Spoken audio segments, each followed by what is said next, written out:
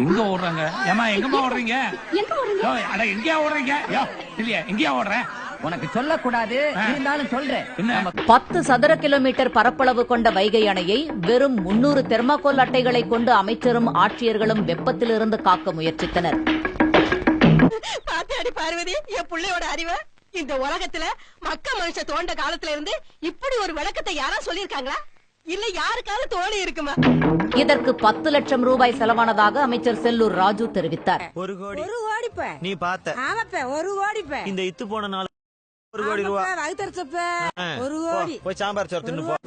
இதன் மூலமாக இங்க இருக்கிற குறிப்பிட்ட அளவு தண்ணி வந்து என்ன ரொம்ப ஜாம் ஆகுது. பரிசாத்த முறையில ஏற்பாடு பண்ணிருக்கோம். ஒரு 10 லட்சம் ரூபாய் ஆகுது. இன்னொரு தடவை சொல்லு. ஒரு 10 லட்சம் ரூபாய் ஆகுது. இன்னொரு தடவை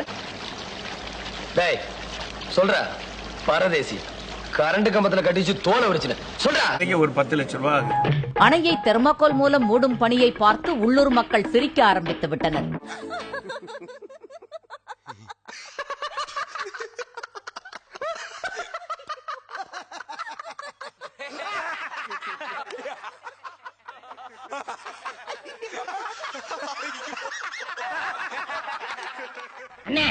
நீங்க பெரிய ஆளுண்ணே.